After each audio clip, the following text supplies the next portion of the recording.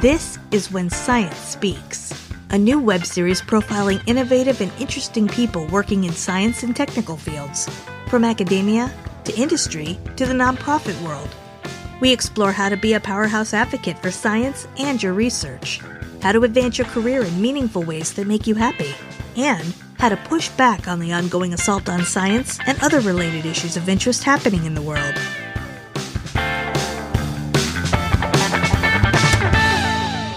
Well, hey, everyone, it's Mark Bayer, and you are tuned to When Science Speaks. Thanks so much for being here. Today's show is brought to you by Bayer Strategic Consulting in Washington, D.C., which helps scientists and engineers get funding, gain influence, and build strategic relationships with their most important stakeholders. It is so wonderful to have Dr. Vicky Sherwood on the show today. Vicky is an expert medical writer, producing a wide range of medical communications and publications and events. She's also a Ph.D. in molecular virology, a consultant with her own firm, helping STEM researchers with resources to make informed decisions about their professional futures. And she's also the famous Biomed Badass, which is her alter ego as a freelance blogger writing about career development for STEM researchers. Vicky has served as an honorary lecturer in medicine at the University of Dundee in the UK and as a postdoctoral fellow at the University of London and the University of Bath. Vicky earned her Ph.D. in biosciences at the University of Nottingham. Welcome to the show, Vicky. Hi, Mark. Thanks for having me. It's great to be here. Sure, thanks. You have had a professional journey that I know will be interesting and informative for listeners. Can you share how you went from a postdoctoral fellow and a lecturer to an expert scientific writer at a major multinational pharmaceutical company? Right. Yeah. Well, actually, it's an interesting story because I went in to do a PhD thinking I would always go back to industry. And in the end, I ended up staying in academia just because I fell in love with research. But the story starts really, I straight after my degree, I went to work for a medical devices company, and we were making inhalers for some of the big pharma companies were our clients, particularly like asthma inhalers and other types of inhalers as well. And I realized that I went in as a technician level because I had my bachelor's degree. And I realized that most of the people, the senior scientists in the team, all had PhDs or postgraduate education to some degree. So I thought, I'm going to have to go back to school and I'm going to have to do that. And then I'm going to return back to industry. So I went and got a PhD at the University of Nottingham. And I did that mistake that I think a lot of PhDs make, which is I was so, focused on getting my thesis ready and making sure it wasn't the best PhD in the world in terms of results. I think I got the most of them in my last year. So I had to kind of cobble everything together in a bit of a rush at the end. And I didn't take any time to consider my what next question at that point. So I got to the end of my PhD and I was thinking, I'm just going to have to take something, right, just while I figure all this stuff out. And the logical step there is a postdoc. Because, that's basically the career path that most academics go through. So I took a postdoc down at the University of Bath, which is in the southwest of England. And it was a developmental biology postdoc. I was learning about how embryos develop and overlaying some understanding of cancer genes in that process that were well known in cancer, but we didn't really know what they did in development. And actually subsequently learned quite a lot about those cancer genes through that process, which was really exciting. I really enjoyed the research. And so my whole track changed at that point. I was like, I love this research and I'm going to keep doing it. And that's basically what I did. So I became a lecturer. I did a couple of postdocs abroad. I worked a bit in the US and in Sweden. I mean, that's the great thing about being a researcher, a scientific researcher. You can travel, especially early on in your career. It's quite easy. So that was great to go and live in different places and experience different cultures and get to work in labs that were really multicultural. We had people working from all over the world, which was just fantastic experience, and got to do some great science along the way as well. And then I returned to the UK because I'd been working abroad as a postdoc. I returned to the UK just after the financial crash in the big one in 2008, 2009, to establish my lab. and funding was very short. There wasn't a lot around, and it was a real struggle. I found it a real hustle to kind of build up my lab and develop it. But I managed. I mean, I did build up a lab, but it was kind of exhausting at that point. And I guess that transition from being a postdoc to being a PI is a very big step. Mm-hmm. And you're trained as a scientist to think scientifically, but you're not necessarily trained as somebody who can people manage and have all those kind of other additional skills that you need to work in a big organization and do a lot of like the administrative tasks and the teaching load and as I said, managing people and dealing with human resources and all these sorts of things. Really doing a postdoc doesn't build you up for those kind of things as well. So it was a very steep learning curve. Mm-hmm.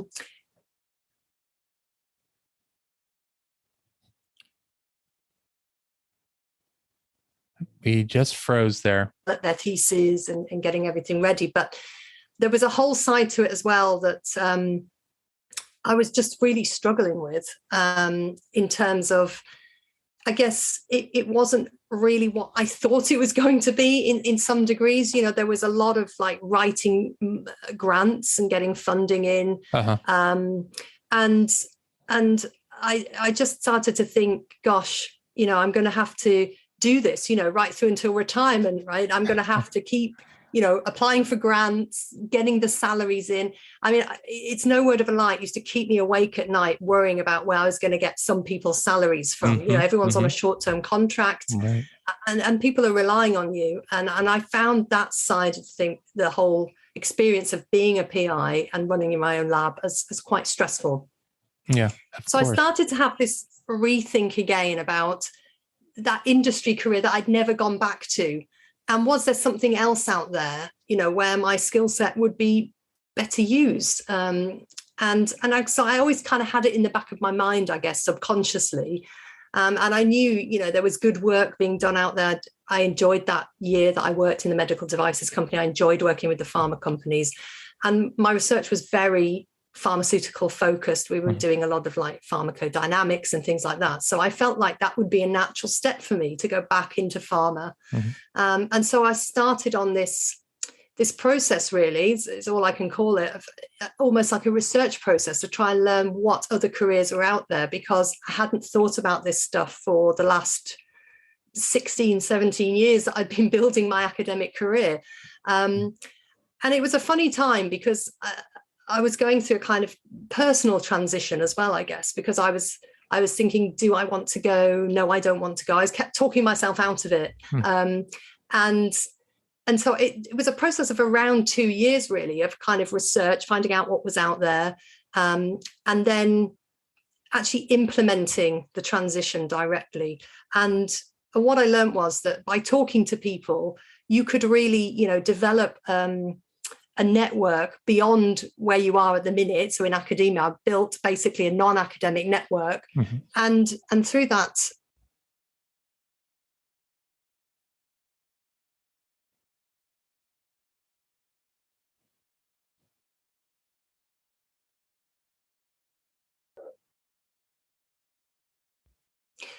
so I built a non-academic job market, a non-academic network during this kind of research where I was talking to people. I was doing informational interviews and trying to learn the kind of jobs that they had in industry. And through that, building that network, I eventually got in contact with decision makers, people that were hiring. And I learned about openings and positions that weren't necessarily being advertised. So I was managing to uncover the hidden job market through that process. And I think in the end, I targeted like 5 companies that I was very much interested in transitioning into. And I applied to 4 of them, and I got 3 interviews and then 2 job offers in the end. So I think that process of doing that research and building up almost my credibility as a candidate, because I started to understand the jobs and what the challenges were within those particular companies, and where the opportunities were as well. I was able to talk about those things that sound a lot more credible, and I think that kind of that way of approaching the transition through networking and really building your credibility as a candidate is an excellent way of making the transition out of academia, because you do tend to hear about people that end up applying for an awful lot of jobs, and then only getting into for a handful, and maybe not receiving offers for a long time. And I think that approach of just applying for advertised positions can actually extend your job search quite significantly. So I think the approach of building it through networking, and the kind of way that I'd made the transition and approached it is a lot more effective, and you can be a lot more targeted about where you want to go through that process. But obviously, the payoff is you need time to do that. So that's part of what I do as well. Through, you mentioned at the beginning, my blog and everything, I try to tell people, think about this in advance. Don't be doing what I did and get right to the end of your PhD and then try and think about what you want to do. Be building your transition up slowly over time, because it does take time if you want to do it in the way I did, with kind of networking and building that kind of support system that can help you make the transition. So that's basically how I ended up, in a large pharmaceutical company. And I work now as a communications professional. So I do scientific writing for a large pharma company. And that's really a growing sector. Pharma companies have identified that it's very important for them to get the right messages across about the benefits weighed against the risks of, the products that they develop. And they hire professionals to help them do that. And they hire a lot of scientists to help them do that, because we understand, the science behind the products that they're developing. So we can communicate that effectively. So that really is a whole area of job opening that I think a lot of STEM professionals might not know about. But if they enjoy writing and they enjoy communications generally, that can be a really good area to transition into. Yes. And I'd love for you to talk about a little bit more about that particular area in communications and medical writing. And then also your very excellent and popular online course that you've developed and that you are offering to people around the world.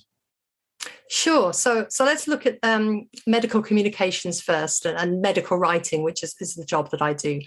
So as I mentioned, pharma companies hire a lot of communications professionals to help them get the messaging about their products across effectively to different audiences. So that can be healthcare professionals, it can be patients, it can be the wider public.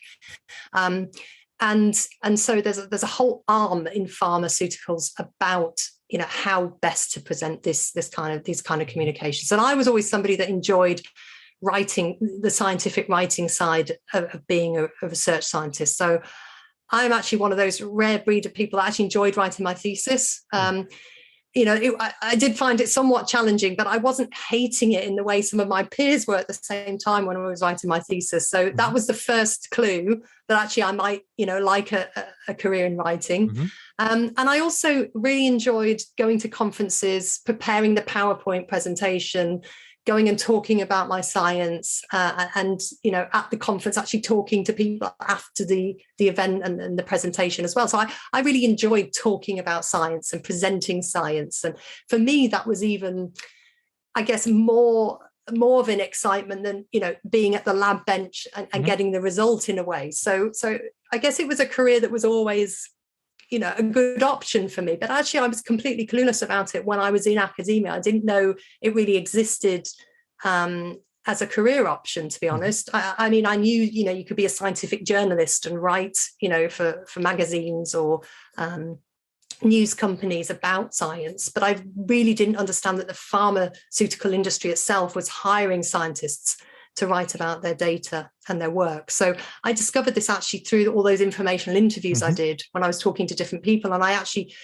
it was just really serendipitous, really. I got in contact with somebody who was working as a medical writer, and she was explaining what she did, and it kind of twigged. I was like, oh, I enjoy doing those things you talk about doing every day.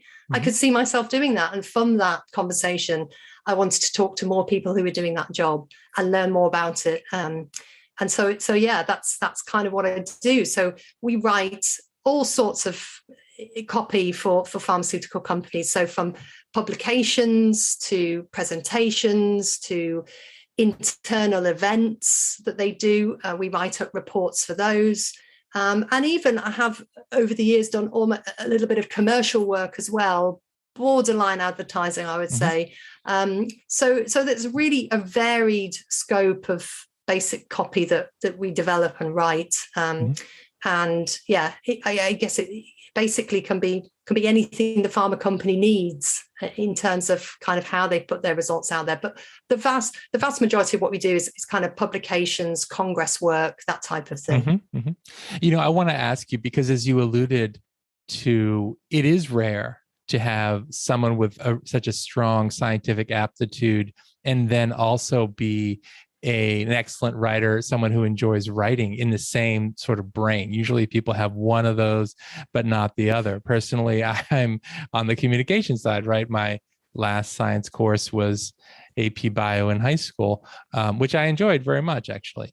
And I'm just wondering, as you think about that, if there were things in your growing up time, or how you think this happened, because it is unusual. Yeah, I mean, I don't know, really. It's a really difficult question to answer. I always enjoyed science at school. I was always that kind of nerdy kid that loved the experiments at the lab bench, I guess. I used to, when I had physics lessons, I used to think, oh, it's physics next. I'm really excited. So I always felt like I was always pulled naturally towards science, but nobody in my family was a scientist. In fact, nobody in my family had actually been to university. So I was like first generation to university. Right. And I didn't really know what a scientist did, other than, I knew my teacher taught science at school.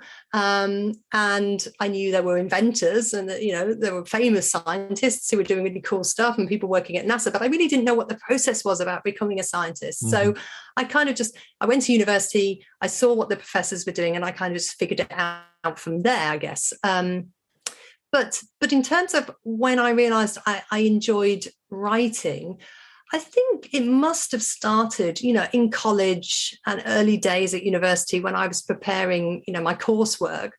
My teachers and professors would always say that what I'd written was excellent. The way that I'd told the story or mapped it out, it was easy to read. So I feel like I must have just had a natural flair for getting to the core of what was important in the science and kind of cutting through all the detail and just getting to the message. So I guess that must have been a little bit naturally in me, I think, because I think I was always quite good at that on reflection. It's funny because I didn't want to say this before I asked you the question, but after all the interviews I've done and all the interactions I've had with scientists, and for those who are really strong, gifted writers, my hypothesis has been that those people are often first generation university graduates in their families.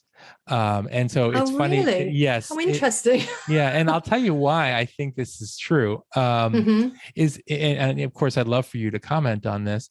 And my hypothesis is that, if you're growing up in a family that doesn't have another college graduate in the immediate family, and you're taking courses, and then pretty soon you're taking courses that might have gone beyond what your immediate family experience in school, well, your family is always going to want to know as you're growing up, well, what are you studying? What are you learning? What are you doing in school today? And you need to explain it in a way that's clear and not condescending. These are the number one authority figures, in your life. So you need to do it with a degree of authenticity and not be snarky, but you also have to figure out, like, how am I going to present this to someone who never took a physics class or isn't familiar with this kind of process whatsoever. And you start to do that at a relatively young age, and you keep doing it as you get older and progress. And the more you do it, you learn little refinements that you can, improve upon as far as clarity and cutting through all of the details as you were putting out. And you mentioned and telling the story, and until you're really skilled at this. And of course, we tend to gravitate towards things that we're good at. So it kind of creates this virtuous cycle. As the more you do it, the more positive feedback, the more excellence you get, the more you like it, the more you want to do it, and then the better that you get at it. So that's my working theory, Vicky. I'd love for you to comment on that. Yeah, that's a great hypothesis. I never thought of that. Possibly. Yeah. I mean, obviously you said you've met quite a few people in the same position as me who've become good and been first generation, into university. So yeah, it's absolutely possible. I guess, as you say, as you get that feedback and you do it more, and you feel like you're good at it and you want to do it more, then you increase your skill, right? So it's like you said, it's just you gain traction, right? And you just get better and better. And now I do it every day, right? That's my living. Right. So yeah, I'd love to investigate that as a potential hypothesis. How many people can we find? Right. I should ask the medical writers that I work with, how many are first generation, scientists and been to university? That would be maybe be it's fantastic. skewed. Yeah. That would be really interesting. Thank you for sharing that story and bringing us there with you. As we start to wrap up, I'm wondering, I guess one thing I would ask you about the course before we move on is, if there are places that people can go, your website or wherever it happens to be, to learn more about your course, and maybe even the title of the course and what the aims of the course are. Sure. Yeah. So the title of the course is the Industry Transition Formula. And it's basically everything I learned about my transition. Mm-hmm. And it's kind of a shortcut to help people avoid that trap of, only relying on advertised job boards to find positions. Because when you make that transition out of academia, it really is a career change. You're going from one sector to another. And you can't just treat it like any other job search. I always say this, you've got to kind of invest some foundation work. And so the course is really the basis of that. How do you make a strong foundation to propel you into your new career in industry? And it goes a bit beyond that as well, because a lot of the process that I used to make the transition, big factions of it in terms of messaging and networking and all these kind of things that are very important in making a career transition, I still use now, building my career inside industry. Mm-hmm. And in a large corporate environment, I find those skills extremely, extremely useful.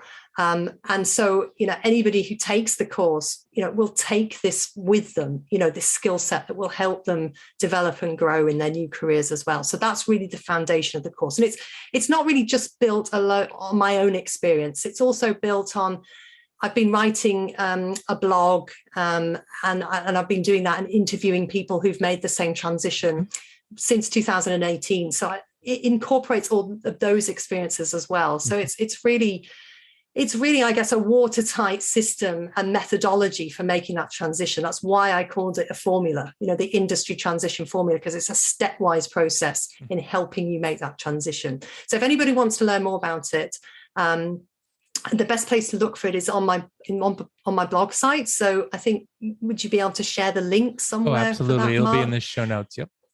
Great. And so, head over there. Subscribe to my newsletter, because the next iteration of ITF will be coming out in next year at some point, early 22. And so you'll be the first to hear about it if you're subscribed to the newsletter. So I would advise anybody who's interested in making a transition in the next 1 to 2 years into industry to really start thinking about investing in themselves, and the ITF program will really help them with that.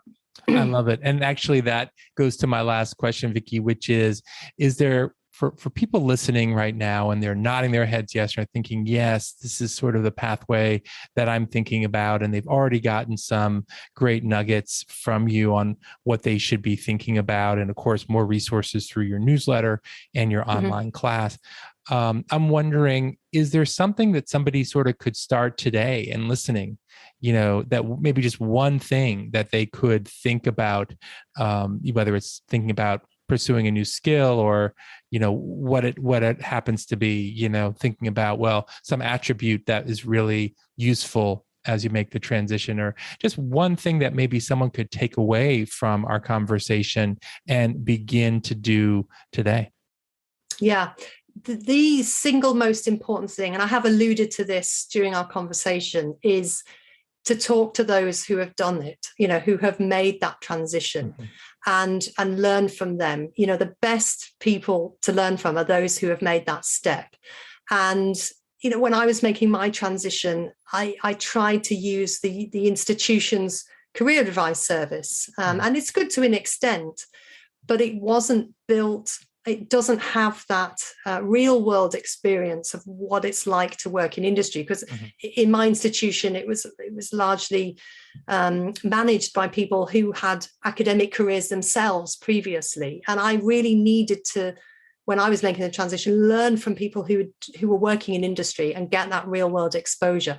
So my one piece of advice would be, start building that network of people outside of academia. And there, LinkedIn is your greatest friend, right? You can find all sorts of people there, lots of people who are willing to help, lots of groups as well, where people already signed up, to say, I will help you, and have industry professionals there that you can reach out to, and start those conversations, start learning. And it doesn't have to be, a daunting thing. I think lots of people think that networking is a terrible thing, and you've just got to be, so extroverted and a salesperson to do it well. And I absolutely disagree with that, because I'm a natural introvert, I think. But actually, anybody can network well. It's just about finding your authentic voice and talking to interesting people. It's nothing more than that. And from that, building a relationship ongoing. We do that in all aspects of our lives anyway. So why should professional networking be any different? So I would say, step out, start meeting people, and start building that network on the side alongside your lab work or whatever work you're doing in academia. So that would be my big advice. Yeah, Wonderful. Talk to people who have made that transition and learn from them. Such specific and energetic and also hopeful advice and guidance, and just wonderful speaking with you, Dr. Vicky Sherwood, about your experience, what you've learned, and how you're actually now helping people, capitalize on the lessons and avoid some of the things that you in hindsight, you would have done differently. Yeah. Thank you so much for the opportunity to speak about this, Mark, with your audience. It's been great. And thank you, listeners, for being here on this episode of When Science Speaks. And I hope you'll be back next time for the next episode of When Science Speaks.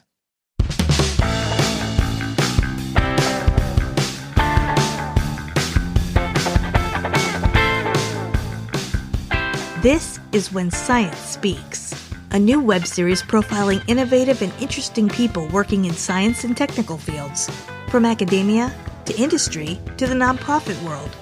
We explore how to be a powerhouse advocate for science and your research, how to advance your career in meaningful ways that make you happy, and how to push back on the ongoing assault on science and other related issues of interest happening in the world.